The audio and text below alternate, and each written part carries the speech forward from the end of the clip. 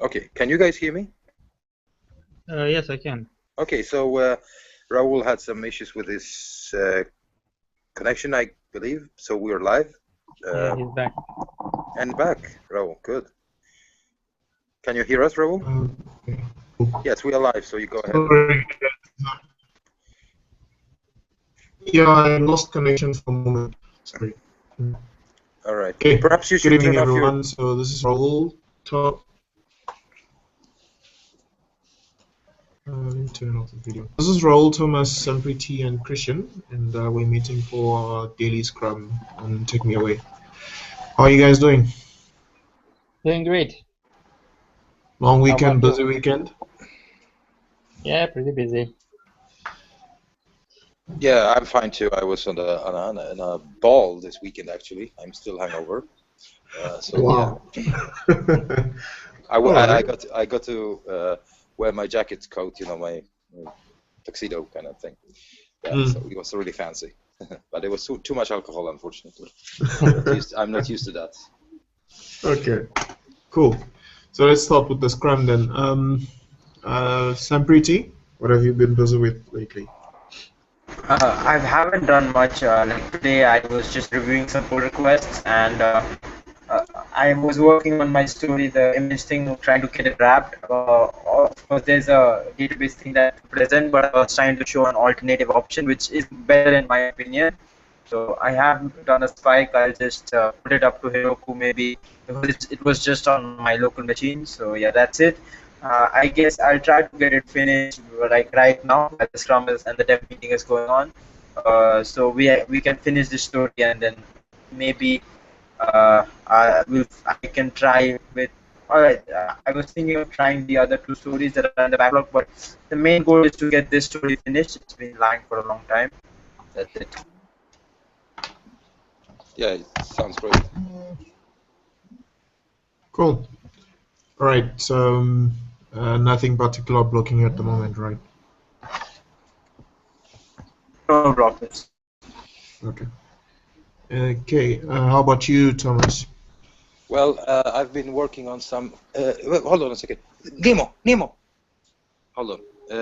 Go ahead with Christian first. Actually. Okay, Christian. Okay, sure. So I've been working on the client authentication for the front end, but I didn't submit the pull request at the moment. And then I worked on the back end, and that's almost done. I got also thank you for the code review. And what's left to do, as you noticed here, the for every request, the email and the token is necessary to be authenticated. And Thomas says we should only keep the token. And well, I will do that. I will remove the email and we can keep the token. That's okay. Okay. And I'll do that tonight. And if there's nothing else, I think it is ready. And I'll move on the front end. Okay, but you said you started work on the front end already. Yes, I started last week, if you remember, when you assigned the task, and then I talked to you after that and asked for the backend to do the backend because I can't do the front end if I don't have all the If you don't have endpoints. the backend, correct? Yeah. Correct. Yeah. And there's another thing that Aaron wanted to work on the front end, and I assigned myself here to the project that I already worked on this one. Yes. And Aaron created another pull request. He worked on this, I think, hello. And he created another pull request, and then I sent him a few messages telling that I'm working on that, and we should pair on it if he wants to also work on it. And then he just closed the pull request, and unfortunately, I saw that he left the channel. Yeah, I also noticed that yesterday. I tried reading up and see what happened. I think it was probably just a misunderstanding between you two. Yeah, well, Because if I remember even correctly, at the last meeting, I think I left him a message saying that he can pair with you on the story so that you can both work and deliver it together. Exactly. So yeah, I try to have a conversation with him about that as well. Sorry to interrupt, but he just wrote back to me that everything is okay, but he wants to focus on some other projects right now, and he didn't leave any further explanation to that. So I don't really know. He wasn't receptive to any discussion. So we'll see, basically, but I think that we can go ahead and work on any stories right now, because I think that we might need to make a little push and get some features out, and we'll deal with our own and with the situation after the client meeting.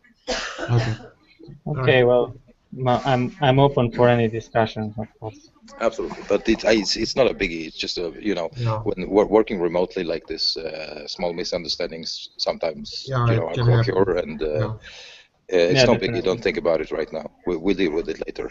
Okay. Okay. Cool. Yeah, sure. Cool. Okay, this is all from me. So yeah, so you will continue with the client story later today, right? I will finish the backend today and continue with this front end, and I will try to finish it tomorrow, but not sure. Is there anything particular that's keeping you from moving? Yeah, actually, I have to look into testing for Angular that I'm not familiar with. Okay, so I'm also not 100% familiar with it, but we can probably have a look at it together. Yeah, I want to I don't know, do some studying before I start, because I have to learn the base, and I can practice it. Okay, no problem, not a problem. Yeah. Cool. But guys, again, if I may just make my point across. This is a proof of concept application, that the thing we're doing on the front end. So as much as I think that you're doing a great job with the testing frameworks, I think that if testing becomes a blocker for us to push out some functionality right now, I would say just try to push something out, get it to work, so we can demo it for the client, and then we can do the testing afterwards. Sure. I don't know if that makes sense for you, but I think it would be a good thing for the project itself to showcase something tomorrow at the client meeting. Yeah, sure. Okay, sure. Well, I can do the front end and create the tests in a different task, maybe. Yeah. Well, we could probably, just for tomorrow's presentation, just have the functionality going on, just like we've been doing since we started.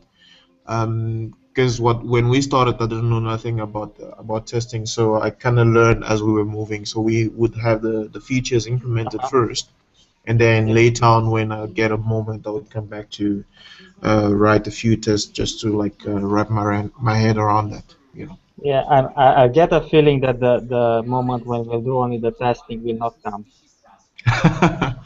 Well, okay. So, but anyways, this is a spike, guys. So and testing has two purposes. First of all, it's we usually use tests to drive development. Do things TDD way, and since in this particular case, the TDD process is not happening because we don't know how to test those we're doing methods. DDT. Yeah, so I would say that develop features first and then use testing to learn how to test. But for the purpose of the demonstration tomorrow, I would say that that learning experience could be pushed off in the future. Okay, great. Cool. Okay. So about me, I haven't done much since I pushed out my two pull requests about orders, API endpoint, and the workflow in the back end. Also, I made this small change to the UI, applying a new theme on the back end, and I'm kind of waiting for the image story to be finished, because I need to update the endpoint, the menu endpoint, with pushing out the URLs to the images. So if you finish that off today, Sampriti, that would be great. So I can make the updates to the API just one thing. in the morning. since this is a spike, so would you mind if it's like not tested very well? Just wondering. Sure, go ahead. Yeah, absolutely. Just since it's also a problem for us to test the active admin interface anyway. So if you can do some basic tests, are we using paperclip or carrier wave or? So there is a paperclip and database implementation. I also spiked up a Cloudinary thing, which is kind of like everything is stored on a on the Cloudinary website, and their free plan has the storage of about 75,000 images. Okay. So.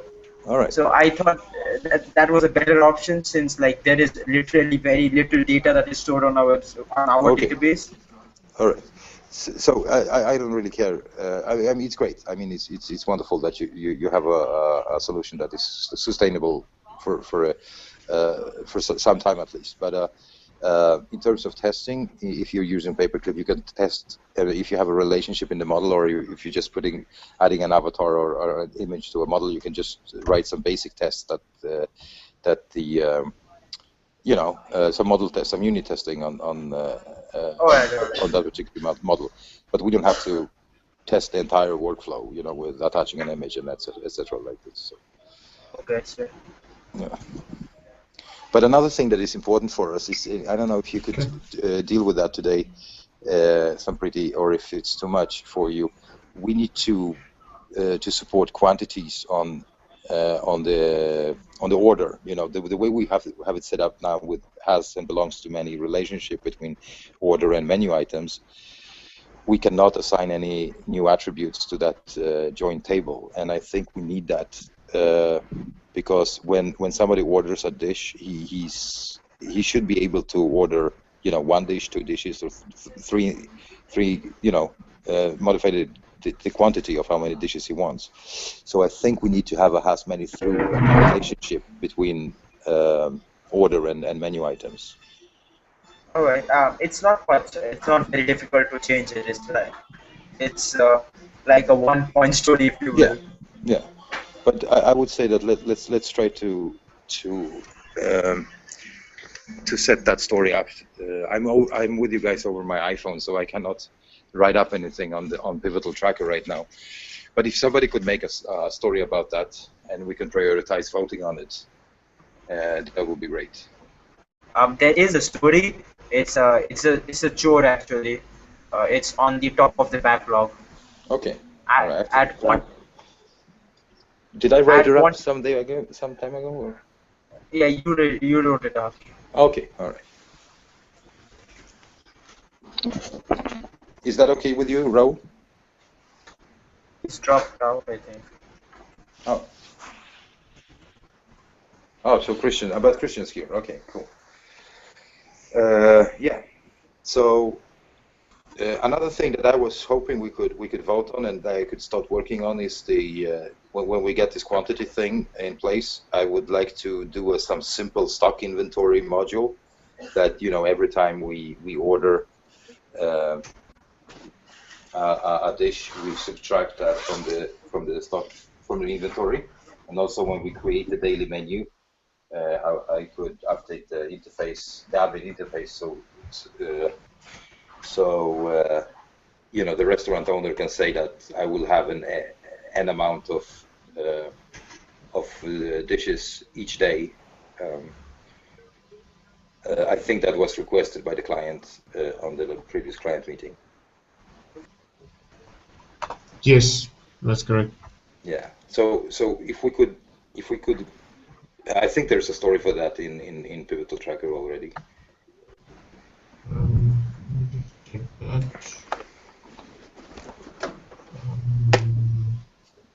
There was a story for that.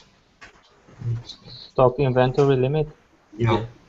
It's last one in the backlog. All right. So it would be a good thing if we could vote on that as well. And then there is this payment thing. I think I have a story about that in Tracker as well. But I have, we could implement something with Stripe, and there's some nice documentation about Stripe implementation, Stripe Rails, and AngularJS implementation on those on AirPair. I think I linked to those blog posts earlier today, because this is something that you guys are going to have to work on, since you're working on the front end application. I don't know if you guys are willing to take on that.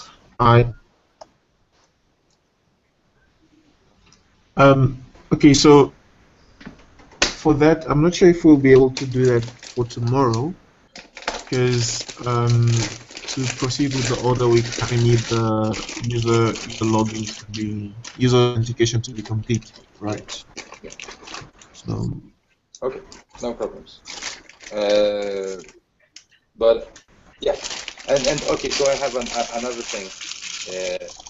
This is also perhaps not a very high priority, but my idea of I created two methods in the application controller, one being authenticate user, and the other one was to authenticate the application.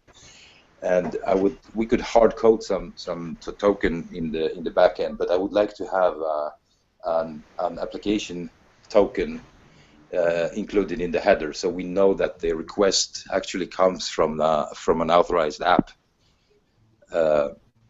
every time a request is made.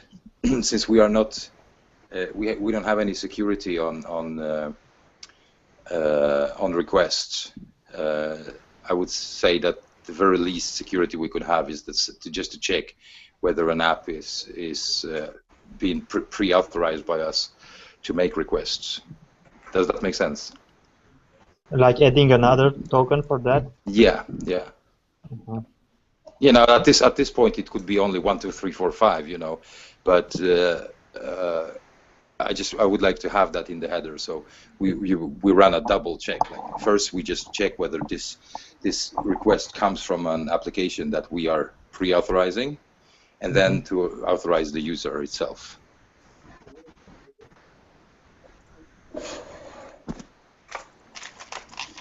Okay. I haven't worked much on auth. Maybe Christian, you think something that's doable quickly? Why do we need auth for this? Since we are not you know, I mean the application authorization could be just a way for us to control what applications are actually using the API. You know. It feels like it could be a good thing to enhance security, at least a little bit. Or we could work on authenticating every request at the latest stage, maybe. But again, this is not a priority for tomorrow in any way. I just feel that this is something that I would like to have in place later on. So what I'm saying is that if we have authentication for every request we make to the API, won't that be sufficient enough for that? Or but how do you plan to authenticate? You feel we need to have that extra layer? But but how do you plan to authenticate each request? Well, you could pass. There's a wild guess. You could pass a token with every request you make, and then we verify that. Basically, what Thomas is saying is that he wants to verify that our verified app is making the request to the server and not some person at home using curl. That's what I think Thomas is trying. Yes, that's what I'm trying to say. Yeah. So we sort of like make a whitelist of application that can access the API. We could do that, of course, but the easiest way for us is to say that for every request we make, we run a check whether this request comes from a particular app by sending a token in the header. You know, whatever message that could be. You know, a secret app token. You know, that many other APIs are using. Yeah, like Rails is doing it by default for forms, I think. Yeah, exactly. So the only thing we do is that we just say that 1, 2, 3, 4, 5 is the token for this front end that you guys are using right now, right? So every time a request is made, either it's a get or post or patch or whatever, that token needs to be included in the header, and a check is made, for in the API controller. So is this an authorized request or not? Yeah. All right. So, but then I think I get your point, and then yeah, like you said, it's not really priority right now. We could probably do it later on. Yeah. But stuff that we could work for, like today and tomorrow for the presentation. Do you think it's realistic, the story about the inventory? I think we can have that done. I think I can, if we have that, if it's voted on, I can work on it tomorrow. And I mean,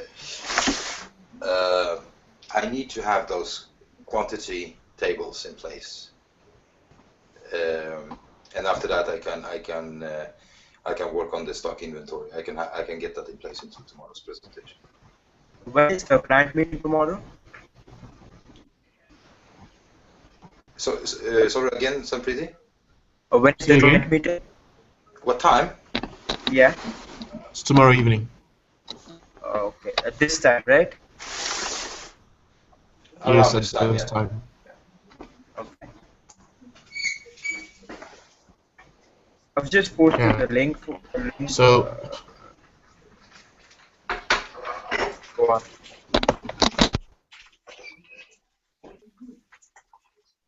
Okay, lost Raul again. Okay. Yeah, guys, I'm gonna have to drop out because I have this dinner coming up. But to go ahead and vote without me, I just follow the consensus that the groups agrees upon. But I'll be checking in 45 minutes or something, and see what progress you'll be. So I'll be around. I just have to eat with my family, and I'll be able to code a little bit later tonight. Okay. Okay. All right, guys. Thank you very much. Cool. Take Thanks. care. Bye. Bye. Okay, so right now on the back end, this can wait for now. So the next one we need to focus on is the stock inventory. Right. Yeah, and the add quantity to order menu. Is this supposed to be a feature or a chore? The add quantity. I don't know. He's asking if it's a... I think it should be a feature because we are adding some functionality. We are not modifying like exist. I mean, we are not going back on existing functionality. I think it should be a feature. Okay.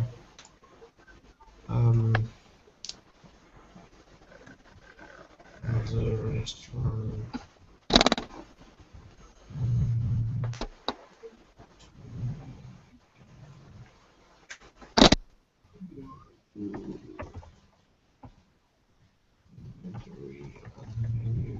Items. I would like to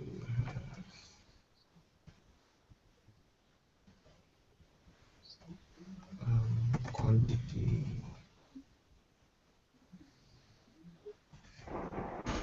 By the way, I've just posted a link to my spy for the menu item on the group chat. Like, could you guys have a look at it and test it out?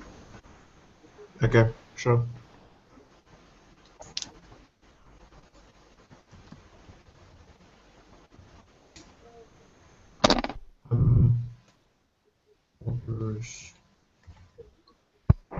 But I'm sharing the screen. Am I not sharing my screen? Oh, sorry. No. Thing is, it kept dropping here on my side, so I forgot to. Is it okay now?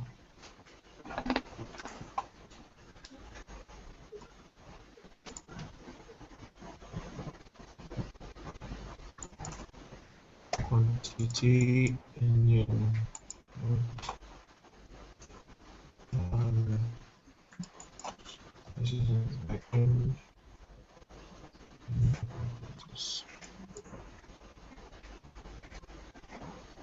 Okay, so we do that in the stock inventory.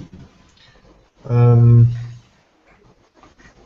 Pretty, do you want to push start on this add image? You've been working on that for a while, but haven't started Oh yeah, on tracking. first. So Okay. this is using Ajax? Yes, this is using What is Ajax. that?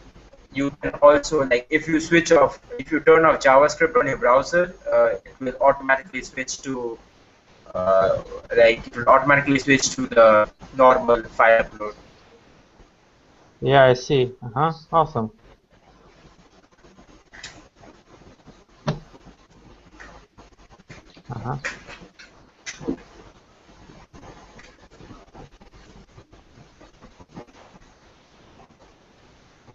So does it return the link to you so that you can save it in the database already?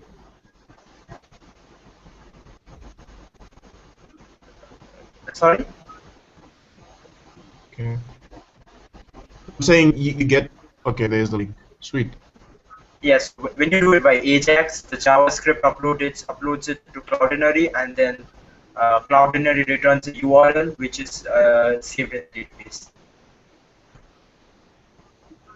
Okay. Well, I think this is good enough for now. Eh? This is.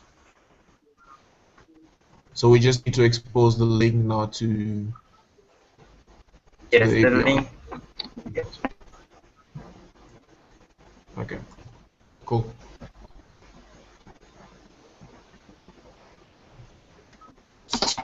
All right. So let's get back to quickly vote on these stories and.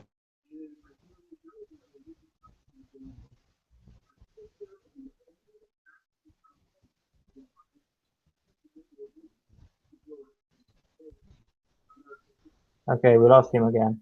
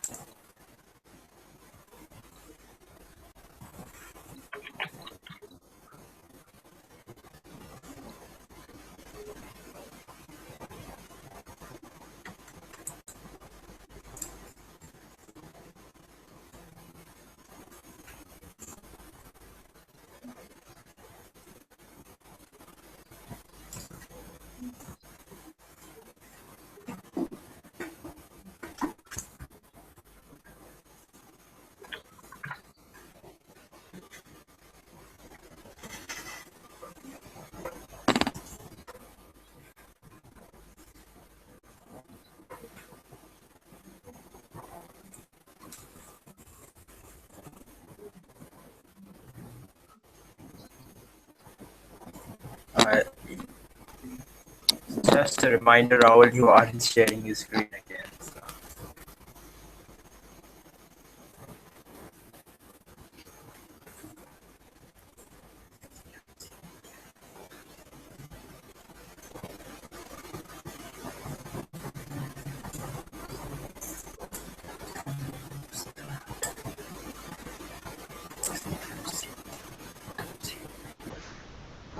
Sorry about that, guys. I didn't notice I was off again.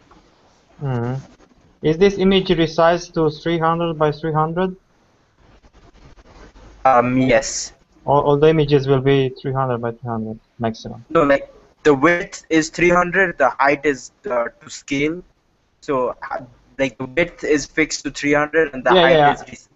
I understand, but this is the maximum. Like 300 is the maximum.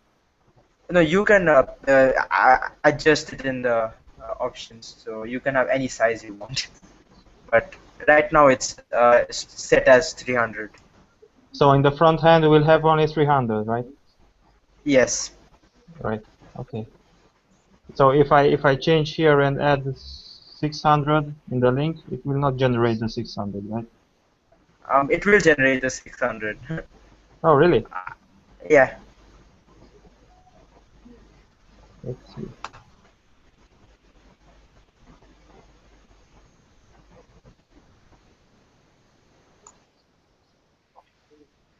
Oh, cool. So it's stored at full size and it just resizes it. And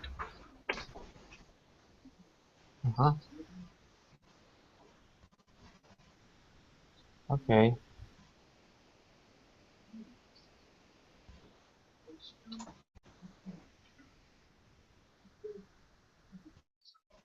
Okay. So we vote on the stories now. Let's vote. Sure. Okay, the first one is adding quantity to order menu items. So this is the back end. Do we need to create a separate table for this, or how do we plan to handle this? You just need to modify that existing table and add a field called quantity, and we also need to create a model which for this, because it will be a has many through, and we need to modify all the has and belongs to many to has many through. That's it.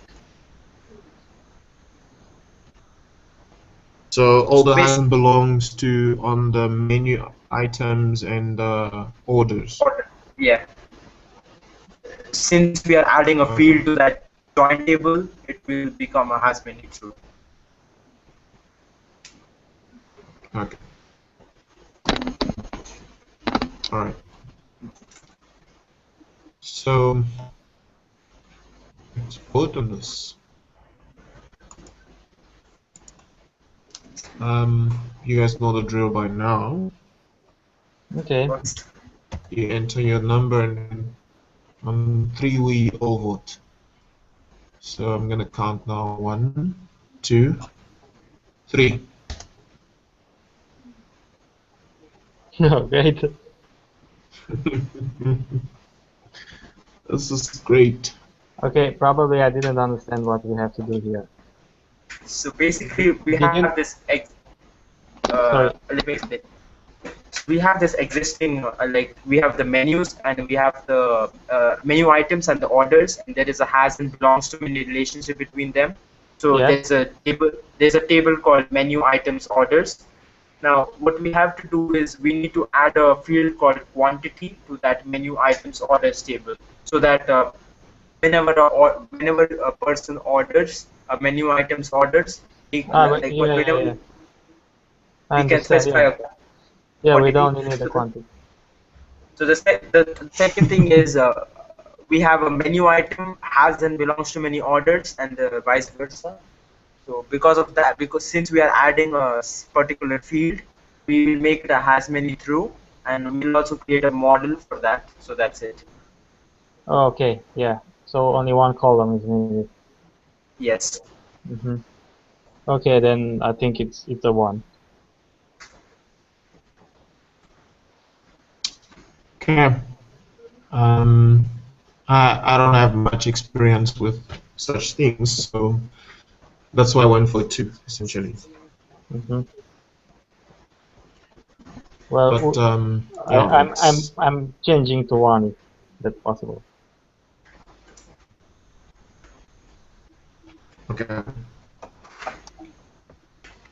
Let me go with the majority then. If someone decides to work on this, can we maybe pair on that together? I was thinking of working on this maybe because it's simple, and I guess I can finish it by tomorrow morning. So unless there is. Alright, cool. Then I'll just check the code later on and see what's happening. Okay. So I made that a 1. The next story is the stock inventory. Limit quantity of items ordered in a day. So at the last meeting, the client suggested that he wants to, for every menu items on the menu, he wants to set the limit and say maybe today on the chicken we want to have, say, 10 items available to customers for orders. So that's what the story is about, essentially. And whenever somebody orders, we need to like have a mechanism to like decrease or increment when the order is cancelled. Yeah. Okay, we lost him again. And so I personally, I'll not say what it is, but yeah, basically we'll just have to whenever we'll have a field on the menu item. So Yeah. at the beginning of every day, the person will specify what is the quantity of this field, and then whenever a person like people will order, right? So people will create an order for that menu item. So and they will specify a quantity, right? So whenever the total quantity for that menu item on all the orders that they exceeds the available quantity, orders will on that quantity will stop. So that's it. Mm-hmm. So first of all, we need a column with the limit quantity. Yes, on the menu And, item. yeah, and then we need a callback that will just decrease the number on every order, the limit quantity. Yes, yes, yes. And then we need a validation to just stop an order after the limit is 0. Yep. But right now, like I don't think there is any. Never mind. Yeah. So that's it. I can't think of anything else that's related to this. Yeah, I think that's mostly it. There's another problem. If two people are adding stuff to their basket, and at one point the quantity limit is reached, and one person has that item in this basket and wants to do a checkout, and then the validation will say you can make this order because we don't have chicken anymore. Yeah, no, I guess whenever he will go to check out, we can just stop him maybe. Yeah. Or like the problem will be like, what if both of them try to order at the. All right, I think that should be enough because people won't do it at the exact same time. So yeah. We'll see in real time, in real life, what happens. Yeah. I guess. Like unless I mean, what the worst thing that could happen is both people order at the exact same time, and then both of them get the order, but there is not enough quantity. So, but Oh, no, Sampriti, what I said is that one person orders the last chicken and the other person has chicken in his basket. And then the basket has to be updated because you can't order chicken anymore. yeah, I guess. But that is on the. Yeah, that's That on is the on the. front end. That's on the front end, right? So. Right. On the back end, you only check the validation and fail it, and that's it. Yes, because when you create the order, you will validate it anyway, right? Right. Yeah. So. Okay. So all we need is a column, a validation, and a callback. Yep. That's it. And test, of course. Yeah. Are we ready to vote? Yeah. Raul, are we okay? Yes, we good. Should I do the count? Okay. Okay, so 1, 2, 3, let's vote.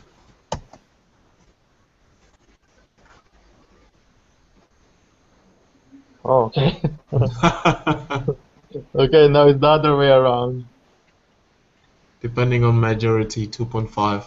Well, I said 1 because it's only the model that has to be changed, in only adding a column and some two methods, and that's it. Mm-hmm. I thought it's pretty simple. Yeah, but at the order flow or order workflow maybe has to be changed a bit as well. Yes, the other workflow has to be edited as well. Well, you have to add a validation on the order that if the limit of any of the menu items is 0, then the order is not valid. Yeah, then like right now all we do is just return an invalid request, right? We also have to have a special error, something like there is not enough for like the menu item is unavailable at the moment. So like right now we just return an invalid request. If that order is not valid, the client won't understand what's happening, right? You're right. Yeah. Okay. So I switch to 2. Yeah. okay, Okay. so Then let's do it too. 2 is reasonable for the story. Okay. 2 points. Next one, exposed image URL on the menu endpoint. I think this is a pretty straightforward one. So. I was thinking maybe. All right, let's just vote on the story first.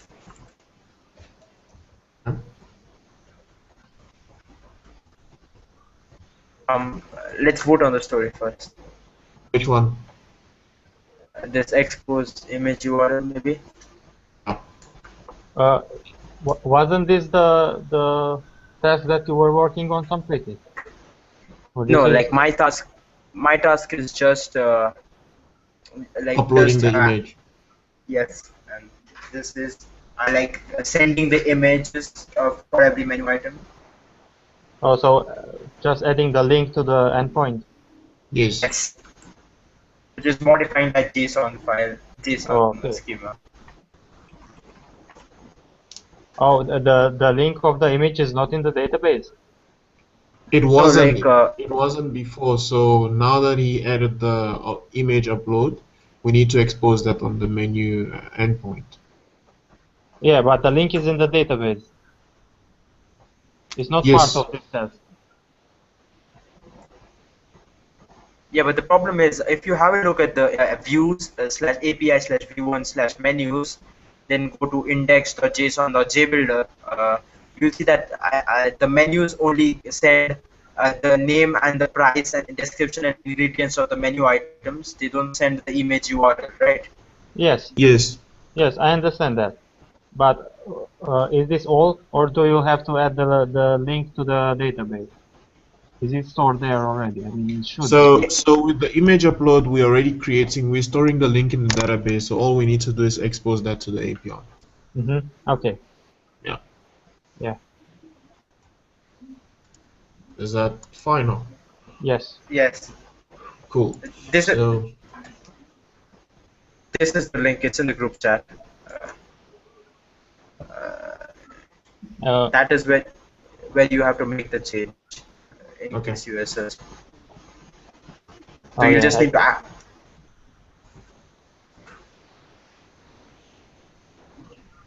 Yeah. So you just need to add the link there. So. Okay, let's vote. So on the count of 3, we push enter. So 1, 2, 3.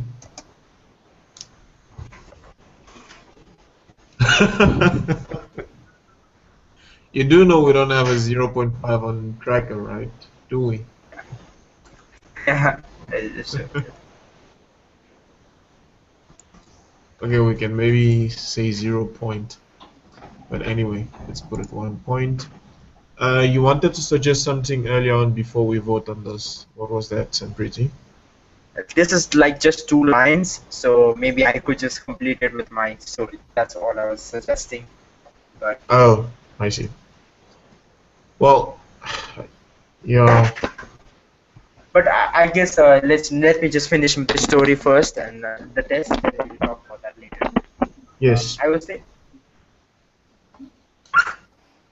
Okay, so confirmation of order receipt to restaurant, confirmation of order to customer. Just one thing. Shit. Is it possible for us to do all these stories by tomorrow? I don't think so. No. It's not possible. So we're just voting, right? Yeah, because you know it takes some time to like gather everyone around. So if we could maybe vote on some of these stories now, and then whenever somebody feels like working on them, it shouldn't be a blocker for them, you know, waiting for votes to occur on the stories. All right. So I say we maybe vote on these next 2 stories, and I think this should give us enough to work for the rest of the week. Okay. Refactor menu item, menu interface. Does it admin when I add menu item? I would like to Can you share your screen again? sorry for asking, but it's like we don't really have it. Sorry, the thing is it keeps breaking when I share my screen.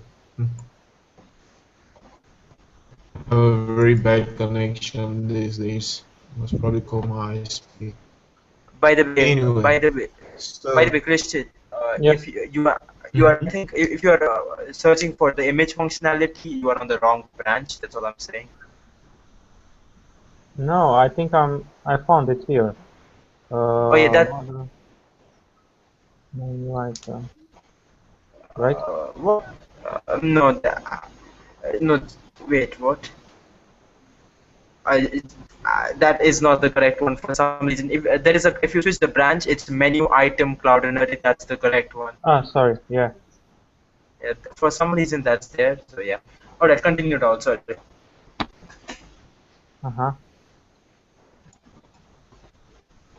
Okay, can I continue? Yeah, sure. Sorry. Okay, so the next one is about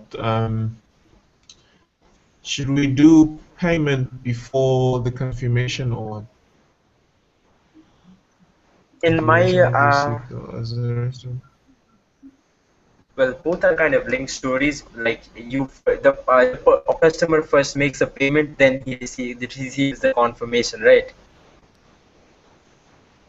He left again. Well, yeah. Otherwise, he has to wait for the confirmation, and he can only pay when he picks up the food, right? Because nobody will order and wait 5 minutes and then come back. Wait, right? as far as I do you mind driving this meeting because I keep dropping all the time?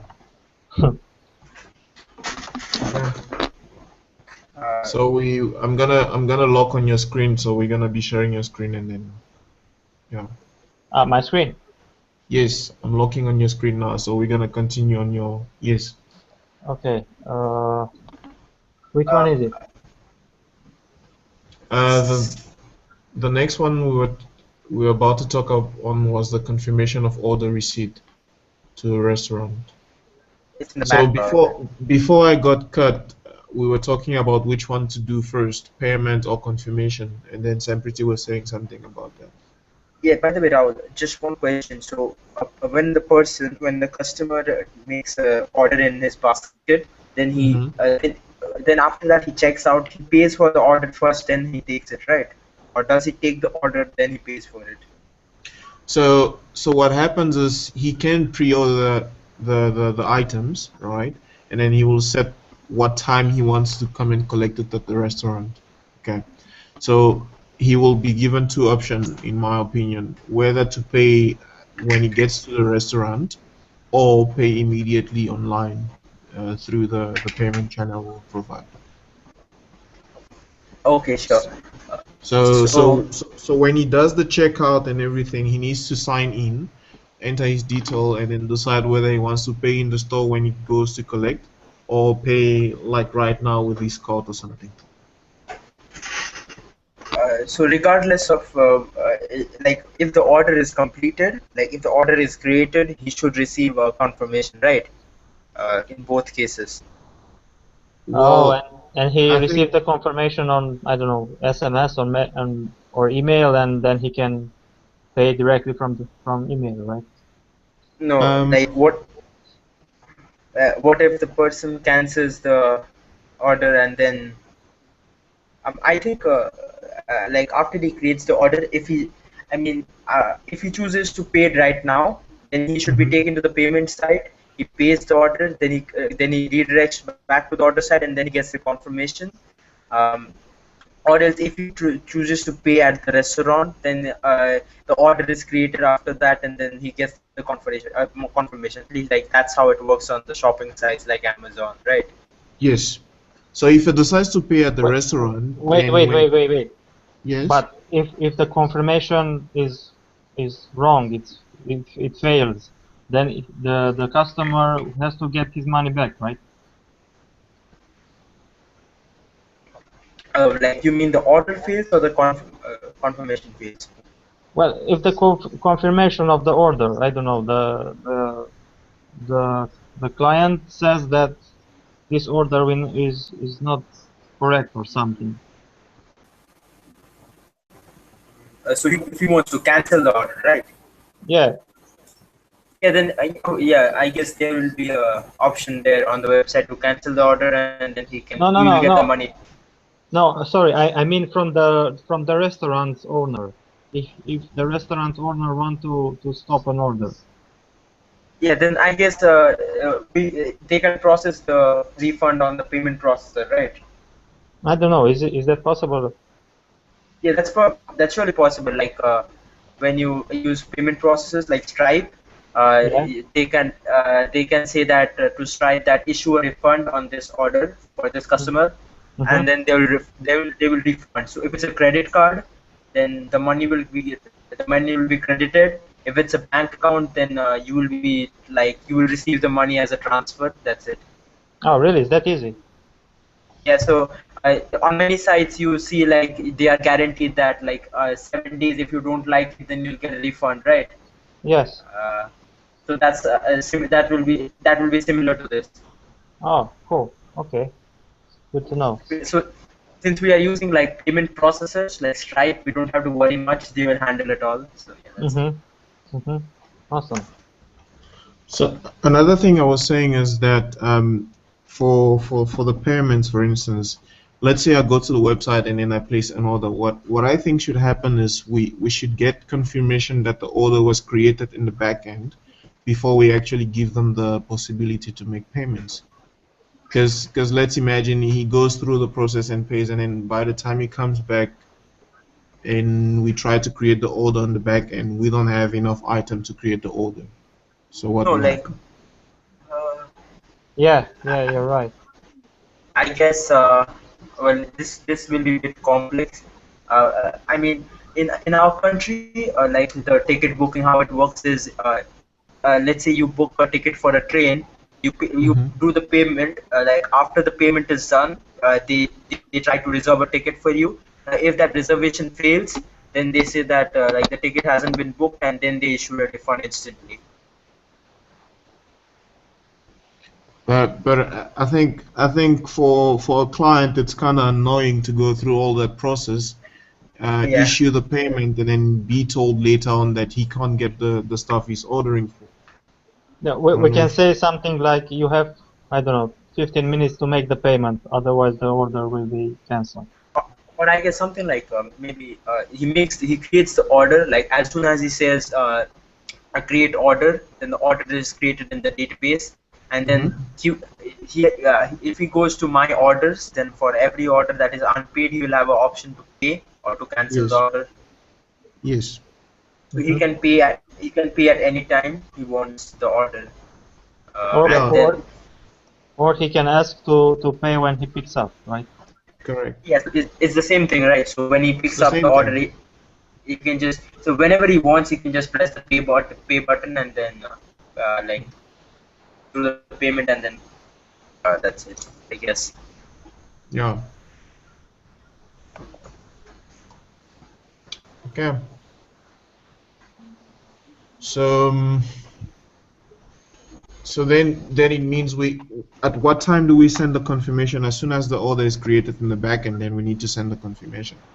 Yeah, when the order is paid, there will be another confirmation. There will be another email, I guess. That the email that the order has been paid for. Yes. Yeah, And how do we send the confirmation? For by now, it's email. gonna be via email. For now. Email. Okay. As like basically the way we are doing, we'll just try to implement as less of the thing as possible, and then we will improve on the existing feature later. So Uh-huh.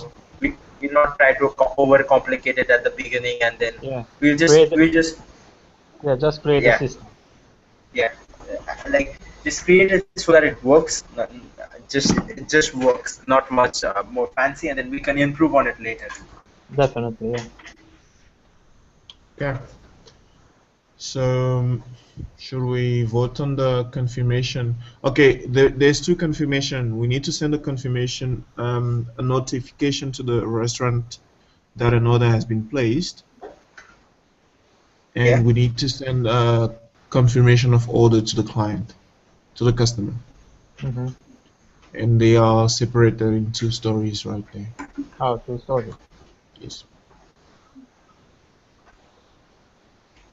Right. Okay. So we start with the confirmation to the restaurant.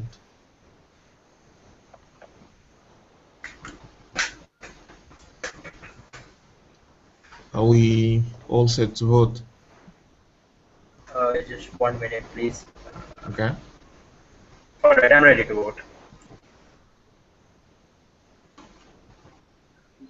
So this is only confirmation. It's not creating the order. That's a different thing. It's just sending the email once the order is created in the database. Are we using third-party email like MonkeyChimp or something like that? Yeah, I think that will be a part of the story. So let's just vote on the deciding the how to send the email. I think will be a part of the story. So yeah. Mm-hmm. Because this is the first email story, so we'll have to set up an email sending system somehow, and I guess Mm-hmm. that will be a part of the story. So Mm-hmm. yeah. Yeah. Yeah. We have the email. We need a default message, right? Mm-hmm. Okay. Are we all clear now? I think Yes. so. Right. So let's do this. On 3 we vote. So 1, 2, 3. Let's vote.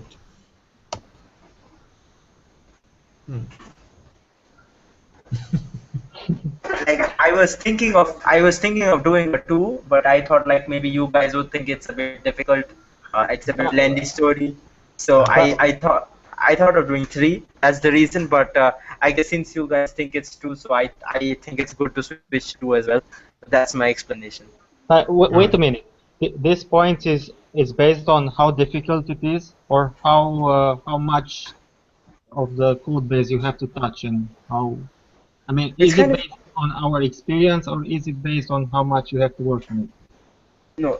I think it's basically based on how long it will take to complete the story, and I think that's basically it.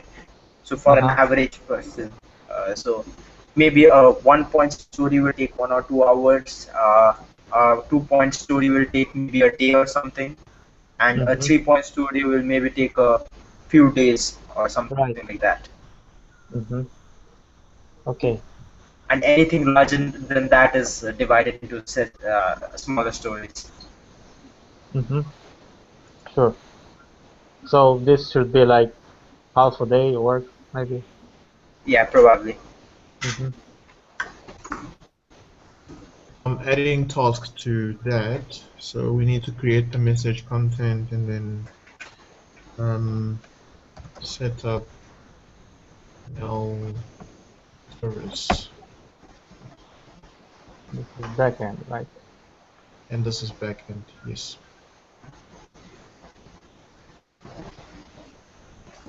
So once that is done, I think the next one about confirming to the order should just be about generating the content of the email and sending it, because we would already have the email in place, the email sending process in place. So we just need to hook it up and send that text.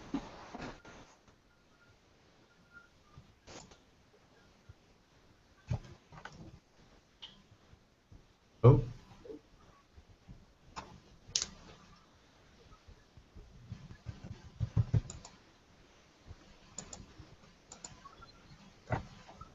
Are you guys still online? One second, just reading through. Okay.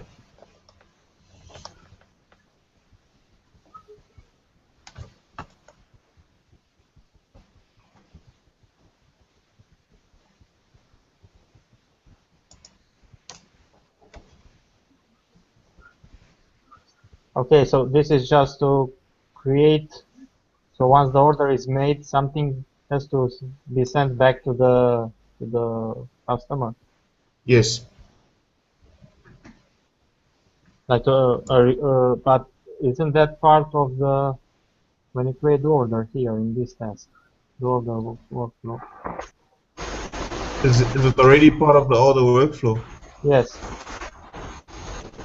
No, I think we made that a separate story. We decided to send confirmation way after that.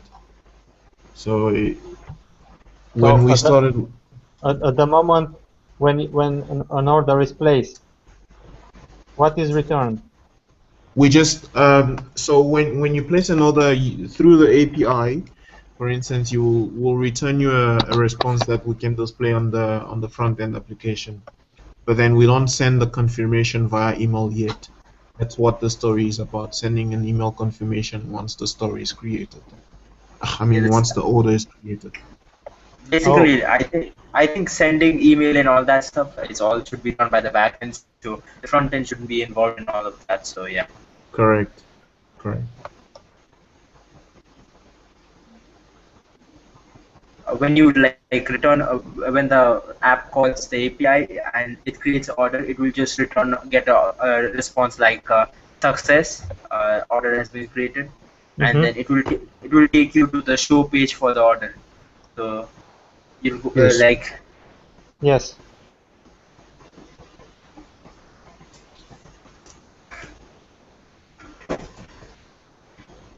I personally think maybe this story could be merged with the previous one and maybe made a 2.3 pointer or something, which would be better, I guess, instead of having two stories. But I guess yeah, this will work as well.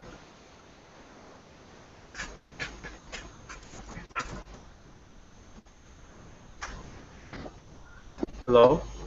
Yes. So you're saying we merged this into two stories with two parts? Into No, one I meant stories. yeah, we could do that, but I guess this will be an okay as well, because both of them involve sending an email. So whenever the order is created, there will be a callback to send one email to the restaurant and one email to the customer, right? So Yes. both stories are very similar. So I felt like these could be merged maybe, and then the points could be made three or something. I don't know about that. Yeah, because what I was actually thinking, since it's two stories now, depending on if we start by the first one, but I'm not sure how the order will work. Maybe once we have the basis for the first one, the next one should take a 1 point, Yeah. because shouldn't be Yeah. complex. That's what I was thinking also. And they should be done in order. So don't start this one before this one is finished. Okay, so then maybe you can add the note on the comment saying that we need to finish the first one Right. before we do the next one, and then we make this one a 1 point. Can I get a link? Yes. Okay. Where should I add that? In the comments? Now I think you need to get the link for the other story, not this one. Oh, sorry, right. So should I add it here? Yes. Finish this one first.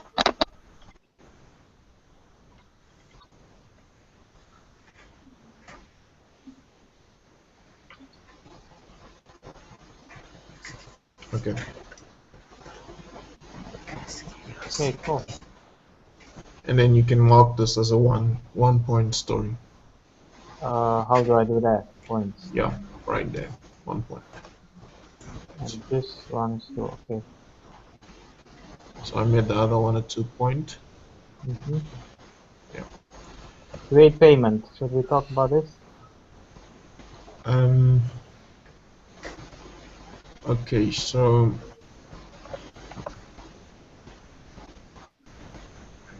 payment, and it's marked as a back end. As a client, so that I can place my order, I would like to pay for it. And that means so that I can get paid for my orders, I would like to accept CC payment. Oh. Did you guys work with Stripe before? I think No, Thomas did. Myself, I have never worked with it. but I personally think this will take a long time. Yeah. So I Okay. mean it basically I guess it involves setting up a Stripe account with all the formalities, then having a callback to like which processes the payment back from Stripe. So whenever the user makes a payment on Stripe, and then the Stripe will call back something on our website. So we have to create a method which will process that. After that, we will also have to make the front end. I guess, yeah, I think that should be it. I guess because the front end will have the payment processing, right? So something like the front end will have like a Stripe. So they will do the payment processing, and then they will fill in the form, and then the callback will be directed to our API application. So yeah. So what are you saying on the front end? It will open like a new page, like I don't know, an iframe or something with Stripe, and the payment is done directly on their page. Yeah, I think that's usually how it works. More like PayPal. Exactly, so like PayPal. Yeah. So it's like redirects to their page. Let me show you an example. 1 minute. Yeah. You guys continue. I'll just find out an example. Don't forget to share your screen. All right. Hey, Christian, while he's doing that, there's one story that I just saw now that I think we could probably push up. Is the which one was that again? Oh, come Create on. menu category. No, not that one. The one about refactoring the menu interface. Do you have the admin interface open now, running on your computer? I just want to show you what that story is about. No, but I can start it, I think. Or you can maybe go to the main website. Just go to the website TMA on Heroku. I have one version. You have? I said I have it open. Yeah, I have it here. I want the active admin one, not the front end. Oh, it's here, yeah. Okay, so if you go and create the menu, for instance. Wait, let's wake it up. Come on, Heroku. Oh, okay. Well, this interface looks really sleek, eh? Yeah, Thomas it's nice. did a great job on that. So you see the menu item down there. I thought it was a bit confusing, like having to hold select to. I was thinking maybe we should find a better way to select those items. Like checkboxes. Checkboxes. I don't know, something more intuitive than that one. I don't know what you guys think. So this is what the story is about, like figuring out a different way of picking menu items to add to the menu. I'm only thinking that this is not priority for the MVP. Is it? Okay. Because it's working, so we should get something that client can start using production, and then we can change this. Okay, then we can focus on that later on. All right. No problem. Well, that's only my point of view. No, well, it makes sense, but the reason why I pushed it up is since we were kind of voting on stories at the moment, so I thought maybe we should. You only want to vote? Yes. Oh yeah, well, sure, we can do that, of course. By the way, I think this should be a chore, not a feature. Again, because we are the reason being we are trying to like change our existing functionality, maybe. Or So I guess this could be. Yeah, this could be a feature. I am not sure. So this is a redesign, right? So we just want to make it more appealing and easier to into. Yeah, I guess then it could. Yeah, this could be a feature. I guess no, not a problem. Okay. Anyway, by the way, you have the thing open, so you can maybe show us now. So, for example, this is a site, and then let's see here. This is the payment part. So you have GoPro right here, and then these are the two plans. So when you click here, let's say get monthly pro, you get this pop-up, right? So this is something like what Stripe would look like. So you just enter your email and then your card number, month, and CVV, and then you just pay. And let's just do something. So this is the Stripe is just an API, right? Yeah. Oh, I see. I thought it generates the HTML also from Stripe. This is the HTML is also generated by like Stripe here. Oh, really? Yeah, this is an iframe or div or whatever you say. This is also done by Stripe, I think. Yeah, Oh, I think they generate this for you. Oh, looks pretty good. So if I have something like this, say I put this here, and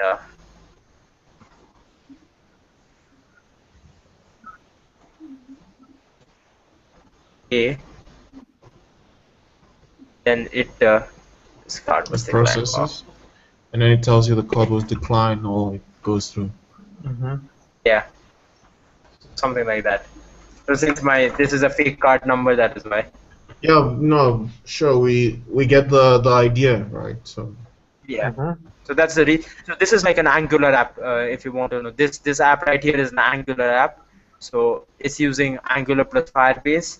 So Stripe will call the backend API for Firebase, which will process the payment and everything, right? So that's how it's like going to work for us as well. So our front end app will have this Stripe thing, and then when we click on pay and we do the payment, it will just call back our API app with the necessary information for the payment. I see. This is another, I guess you could say, which works with Skype as well. You can have your different like details. Yeah, that's it. So those are basically. Go on. So when you create an account on Stripe, you have to authenticate your application, right? Your backend with your account. And then Stripe will send I don't know, a token to the front end and the token to the back end. No. Like no. I think what it will do is when you do the payment. I haven't really done payment on any of these Stripe things, so I don't really know. But I guess. Oh, all right. Maybe what we could do is.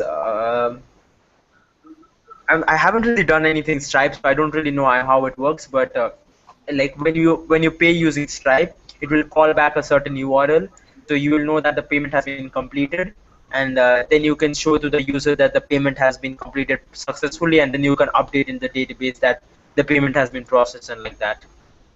Ah, I see. So if you are using mobile or let's say an Angular app, so you'll do something like this, like I showed you there, and that Stripe will call back your app, and it will say that payment has been processed successfully, and then you will get to know that it's working. So that's basically it. Okay, cool. We'll have to look into this. Yeah, it requires some investigation. So, okay, then maybe let's hold off on voting on this now.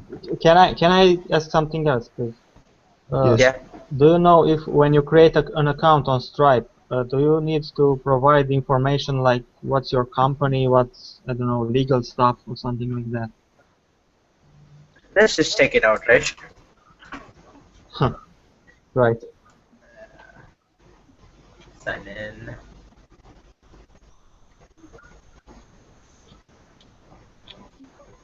Are you sharing your screen, Sampriti? Okay. I think so. Looks like I don't really need. Yes, you are. Right.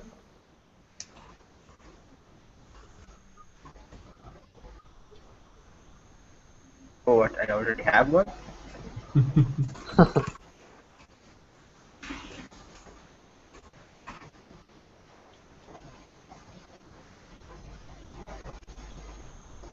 So let's try it.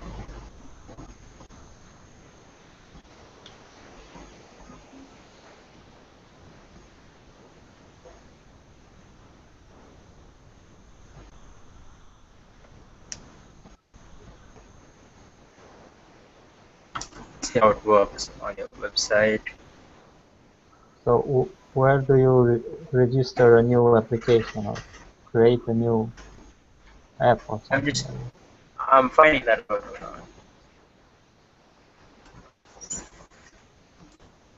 So apparently they provide a like this widget which allows you to do the validation, the forms and everything.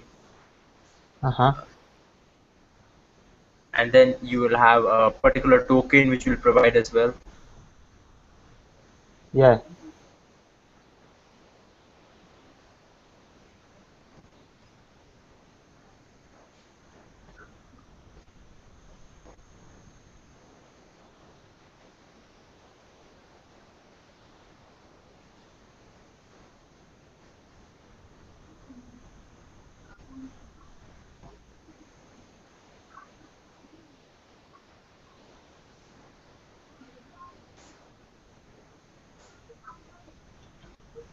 So All right. I just have So one question. Do we make this integration on the front end or we make it on the back end? So just one thing. So I didn't really know how this worked, but what they say is this form that they provide right here. What it will do is it will accept all this information, and then it will create a it will create a particular token, which will so it's kind of like an ID, unique ID, which will be provided to you, and this represents to a like a block of information on Stripe servers. So if you can use this ID or this token on your backend to charge like that person's to charge that person. So here as it says, by placing the script, I can set it from a hidden input called Stripe token will be appended, and when a customer enters the card information, the hidden field containing the token will append it to a form, and the form will be submitted. And then the next step is to use the Stripe token on the server side to charge the card, right? So Yeah. you'll be only provided this token right here, like as you can see. You have an API key, so you use this token and then you can charge it the amount and the currency and whatever you want.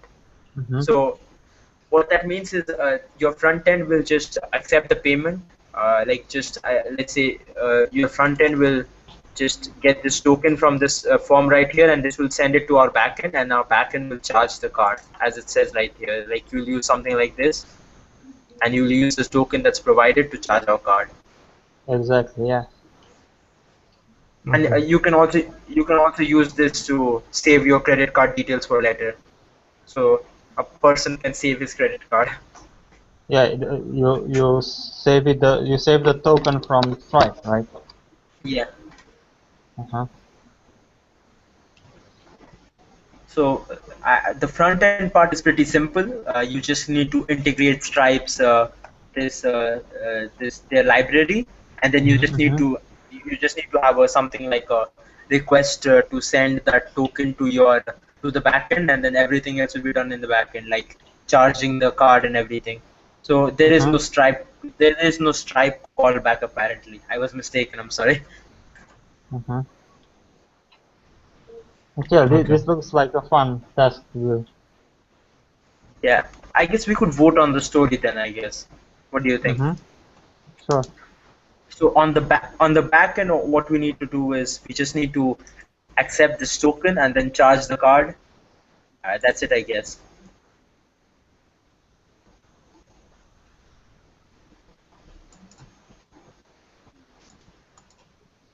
I mean, what else do you like? Because currently we are not thinking about saving credit card details, are we? We don't even want to. Well, we can't. We can only store the token, right? Yes. Yeah, we can store the token, and we can also use this token to create a customer, as it says. Hey, wait. Is Stripe allowed to store any credit card information? Yes, Stripe does store all the credit card information. But isn't that illegal? No, it is not. If you do something like customer equals Stripe customer.create, then apparently it will just store the credit card details with the customer, and then you can use this customer to charge their details. Apparently, this is how it says. Interesting.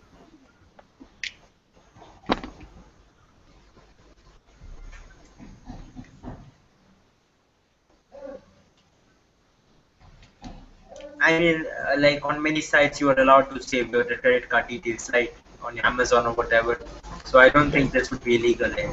I thought it's illegal by, I don't know, the government law, do something like that. Yes, like here you have an option for remembering me, so you could use Stripe to securely store your payment info or whatever. Yeah, but then that payment information will be stored on Stripe, not on your website. Yeah, definitely. Yeah, but and even Stripe so, yeah, Stripe you can disable this option. Like on this site I showed you right here, they don't have an option for saving the card details. Here I think.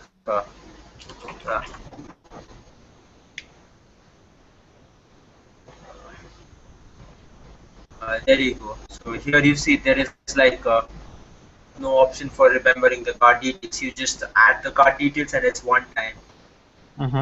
Yeah. Right. So it's not necessary that you have to do that. Okay. So I guess you guys understand the story, I hope. Yeah. Yeah. So this is only backend. Yeah. It turned out to be much simpler than I thought it would. Well, you have to get the token, you have to access from the backend, you have to access Stripe to do the payment, and based on if the payment is successful or failed, you have to respond to the front end, and of course store, if the payment is successful, store the data in the database. Yeah. So I guess on the count of 3 then. You might want to stop sharing your screens. Why? Especially Sampriti, because we could see what he was typing. Oh. Right. All right, sir. So on the count of 3, 1, 2, 3.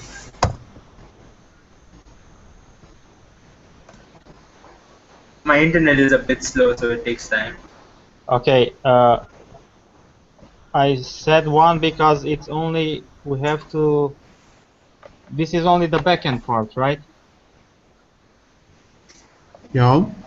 So it's only you have to call Stripe with a callback to do the payment. You send the token to Stripe. You do the payment, and based on the response from Stripe, you respond to the front end. Okay, so I understand the flow and everything, but the reason why I went for 3 is because I have never done payment integration before. Well, yeah, me neither, but this is only the backend, which is simple. The front end is the complex part, isn't it? Well, I mean, the reason why I'm doing this is like we have to set up accounts and everything, and like for Stripe with payments and everything else. Yeah, but isn't that part from the front end when you implement the payment in the front end? I'm actually thinking maybe we should do both together, back end and front end, as one story. I don't know what you guys think. I'm not sure. I don't know. Yeah, I think we could do that. I mean, I personally think they're very like integrated, so you could test it better. I mean, what I'm saying is, if you do the back end only, then you cannot test it, right? If you do front end and back end properly, you can see it's working or not.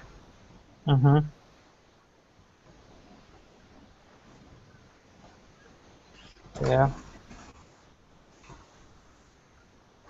I can add both of them. Yeah. Okay, then definitely to 3. Okay. So I know Thomas has experience with the backend part of it. He mentioned doing something with that a few times ago. So maybe the story particularly we should try and work on it together since it's gonna be front and back end. Sure. Yeah, we could assign it 3 points, I guess, for Yes. this. Okay. Right. But let's just. I think this is enough for the next week, for this week, and we know what we need to focus for tomorrow morning. Try and get the authentication going. Submit the image pull request. Yeah. If you want, we can vote on this refactor menu item. Nah, it's fine. We can do that later on. It's fine. Okay. It's all right. Okay. So I think everyone knows what needs to happen, right? What they're supposed to be doing. Yes. The meeting is tomorrow around at 6 p.m. UTC, and yeah, we're just gonna show what we have. It would be good to have if you guys work on this to have them published right before the meeting. Okay. And we have Patrick joining us. Hey Patrick, how are you doing? Hi guys, sorry I'm late. We're actually about to wrap up now. Yeah, don't catch me up. I'll catch up later. Okay. No problem. By the way, Patrick, what I was saying is, like while you were away, I also tried another option for which was, which instead of using database, I used an online service which you researched on, which is Cloudinary, and I felt it was a better option than the database one. And I mean, I have implemented both, like the database and the Cloudinary. So I was thinking like maybe we could go ahead with the Cloudinary one because it's less of a hassle than the database, because like very little data is stored on our servers, and they also have a very good free plan which allows for around 75,000 images. I guess you should know about that because you did have a look at that. So I was thinking of going along with that rather than doing the database. So that's basically it. Yeah, we could do that. Was it you worked out about 75,000 images before we have to pay anything? Is that what you did? Roughly? Yes, yeah, that's what it says that on their website. Oh, okay. Yeah, because I know when you have to start paying, it gets expensive quickly. But if we have that much growth room, it shouldn't be a problem. Yeah. So and because of that, I actually suggested that maybe we specify that to the client tomorrow. Sure. That if ever the system would go beyond 75,000, which I really don't think it will. Well, but we're not sure. Should that happen, then you will start paying for the storage of those images. Yeah. Yeah. Sure. But I think 75,000 is quite a lot of images to be stored there. So. Oh yeah, no, absolutely. This guy has plenty of room to grow without hitting that limit. Sure. Yep. Okay. Cool. So if there's no other point, then maybe I'm just gonna stop this broadcasting and call this a wrap. Okay. No other points? All right. Okay, thank you very much, guys, for your time this evening, and yeah, let's see what we can have ready for tomorrow. Okay. Oh wait, this Scrum was recorded even if your internet crashed all the time? Yes, it was still broadcasting. Oh, nice. I mean, the broadcast ends if like the person is away for like around 5 minutes or something like that. He was only away for a few seconds, so it wasn't much.